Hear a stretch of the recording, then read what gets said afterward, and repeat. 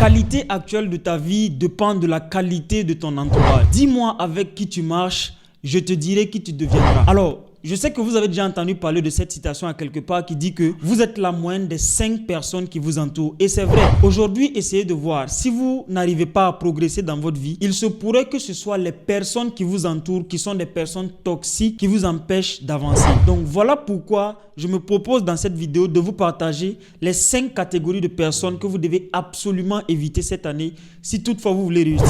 Je pense que cette vidéo est d'une importance très capitale pour vous. Voilà pourquoi je vous invite à la suivre jusqu'à la fin. Si tu viens de me découvrir à travers cette vidéo, je me présente rapidement. Mon nom c'est Jean de Dieu Méda. Je suis le promoteur de la startup Libre et Agir. Ici, on parle des relations humaines, on parle de business, on parle d'investissement. Si la thématique te parle, je t'invite à t'abonner si ce n'est pas encore fait. Active la cloche de notification et surtout lâche un pouce bleu avant qu'on commence. Alors la première catégorie de personnes que tu dois éviter cette année si tu veux réussir, ce sont les personnes qui ont des petits esprits. Les petits esprits, comme j'aime le dire, ce sont des personnes qui n'ont pas de projet. Vous avez certainement le type d'amis avec qui, lorsque vous parlez de rêve, lorsque vous parlez de projet, ces personnes vont toujours trouver un moyen de contourner la situation pour aller débattre peut-être des choses qui ne sont pas utiles. Les petits esprits aiment beaucoup parler des journaux de nouvelles, de la situation du pays et de eux-mêmes leur propre situation qu'ils n'ont pas. Ça veut dire qu'à chaque fois quand vous venez parler de projet avec ces genres de personnes, vous allez constater qu'ils vont essayer de contourner la situation pour aller peut-être parler de football ou bien de autre chose. Je vous en prie les amis, si vous avez ces catégories de personnes dans votre vie, éliminez-les. Ça veut dire que quittez ce type de personnes parce que sinon, cette année, vous n'allez pas réussir. Les grands esprits parlent toujours de projets.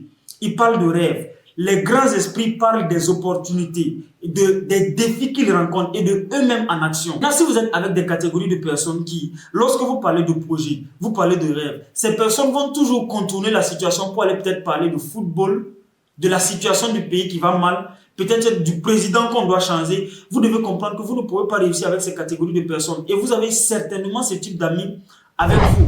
Je ne dis pas maintenant de commencer à insulter les gens, de commencer à mal vous comporter avec ces personnes. La seule chose que vous avez à faire, c'est de quitter ces catégories de personnes. Parce que si vous voulez réussir, vous ne pouvez pas marcher avec ces catégories de personnes. Il y a deux cas. Soit la personne décide de changer et accepter maintenant parler de projets, de rêves, ou bien vous libérez la personne et vous commencez à suivre les personnes qui ont des rêves, les personnes qui ont des buts, des défis dans la vie. Vous avez des rêves à réaliser, vous avez des buts dans la vie. Mais imaginez que vous passez votre temps à marcher avec des personnes qui n'ont ni but, ni rêve. Et à chaque fois quand vous leur parlez de votre rêve, de votre but, de vos objectifs dans la vie, ils vont toujours contourner la situation pour vous distraire. Et ça, ce n'est pas bien. Vous devez éliminer ce type de personnes cette année si vous voulez réussir. Alors, la deuxième catégorie de personnes que vous devez absolument éviter cette année si vous voulez réussir, c'est ce que j'appelle les plaignards. Vous allez avoir ce genre d'amis qui, à chaque fois qu'il y a un problème, ces personnes vont toujours trouver une raison pour se plaindre. La vie va mal, je viens d'une famille pauvre, la situation du pays est grave, je suis trop jeune pour faire ce projet, je suis trop vieux, je n'ai pas les moyens, donc je ne peux pas commencer. Mais c'est beaucoup plus facile pour les autres. Les autres le font déjà. Si moi je le fais, est-ce que ça va marcher? Donc en fait, vous allez toujours trouver des personnes comme ça qui vont toujours avoir des excuses pour expliquer leur inaction. J'ai lu un livre qui parle en réalité des excuses et j'ai compris que j'avais beaucoup d'amis qui aimaient se trouver des excuses. Et depuis que j'ai commencé à supprimer ce type d'amis dans ma vie, j'ai constaté une légère progression dans ma vie. Et donc vous également, vous devez faire pareil. Les types d'excuses du genre, je vais reporter au lendemain le projet parce que en fait, je n'ai pas encore tous les moyens. Vous allez toujours avoir ce type d'amis. Il y a des amis aussi qui vont dire, ah, je ne me sens pas très bien. C'est-à-dire que vous allez toujours avoir ce type de personnes qui se plaignent parce que peut-être le président n'a pas pris la bonne décision. Si vous avez cette catégorie de personnes qui laissent leur avenir dans la main d'un président ou bien dans la main de la famille, mais vous allez être exactement comme la personne. Parce qu'on aime dire que c'est beaucoup plus facile de se changer soi-même que de changer une autre personne. C'est-à-dire que si tu n'as pas la possibilité de changer ton président, tu n'as pas la possibilité peut-être de changer les actions que ton président pose dans ton pays, ou bien ton premier ministre, ou bien ta famille. La seule chose que tu as à faire, c'est de te changer toi-même. Mais si tu as des catégories de personnes qui aiment aller trouver ces justifications pour dire peut-être qu'ils ne vont pas le faire, parce que le président n'est pas bon, ou bien parce qu'il y a de la difficulté dans le pays, mais ces personnes ne peuvent pas te permettre d'évoluer. Voilà pourquoi cette année, je te donne le défi de supprimer le type de personnes qui aiment se plaindre. Par exemple, vous commencez un projet, mais cette personne, elle est toujours là en train de se plaindre. Ah, ça ne va pas, on n'a pas de clients, on a de la difficulté, est-ce qu'on ne va pas fermer? Si la personne décide de changer, ok, c'est bien. Si vous pouvez même trouver une solution pour que cette personne change, faites-le. Mais si cette personne refuse de changer, coupez sur eux et progressez parce que vous n'avez pas de temps à perdre avec cette catégorie de personnes. Donc cette année, les plaignants, vous les supprimez si vous voulez progresser dans votre vie. La troisième catégorie de personnes que vous devez éviter cette année si vous voulez réussir, c'est ce que j'appelle les procrastinateurs. C'est quoi un procrastinateur? Le procrastinateur, c'est la personne qui a tendance à toujours remettre au lendemain ce qu'il est censé faire aujourd'hui par peur de ne pas pouvoir y aller. Alors, vous allez constater qu'il y a des personnes, à chaque fois quand vous allez venir leur parler de votre projet, de votre rêve, ils vont toujours avoir quelque chose à dire pour que vous reportez au lendemain. Du genre, ce n'est pas encore parfait, donc il ne faut pas lancer ce projet d'abord. Tu n'as pas tous les moyens. Pourquoi tu veux te lancer en entrepreneuriat? Pourquoi tu ne veux pas être calme? Vous voyez, le type de personnes, je ne sais pas, moi particulièrement, j'avais ces types de personnes, je les ai supprimés dans ma vie. Et depuis que je les ai supprimés, je constate que je me donne beaucoup de défis et je les relève maintenant. Parce qu'en fait, lorsque vous êtes avec des procrastinateurs, ils vont en réalité vous transmettre leur peur. Eux, ils ont peur de lâcher leur boulot.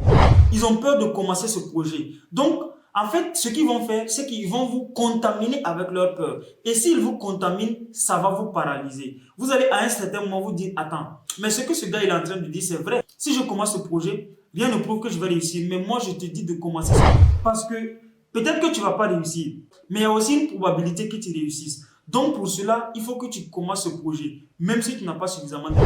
Les procrastinateurs de manière naturelle, en réalité, sont des personnes, moi je les comprends. Ils ont peur de l'inconnu. Ils ont peur de ce qu'ils ne connaissent pas. Par exemple, vous allez voir des personnes qui ont peur de commencer les vidéos. Moi, avant de commencer, par exemple, les vidéos YouTube, j'avais beaucoup d'amis qui me disent, Jean de Dieu, il faut te calmer. C'est-à-dire que, est-ce que tu sais la difficulté qu'il y a dedans? Est-ce que tu sais que tu as des dépenses que tu auras à faire dans le matériel, etc. Mais je dis, bon, de toutes les façons, je vais me lancer et après, on verra bien ce qui va se passer. Et aujourd'hui, nous sommes à plus de 40 000 abonnés.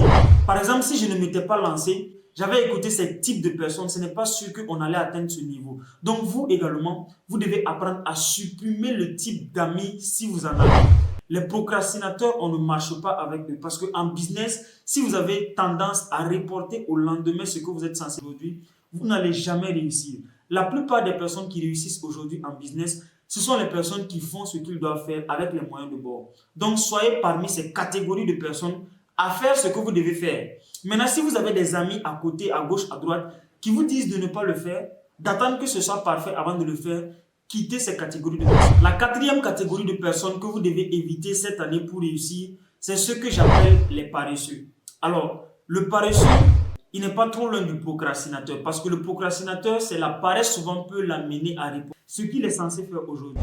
Les amis, vous devez comprendre que le business, surtout si vous voulez devenir entrepreneur, l'entrepreneuriat, le monde de l'entrepreneuriat, c'est la guerre. Ça veut dire que quand tu viens dans ce monde et que tu es paresseux, tu ne peux pas réussir.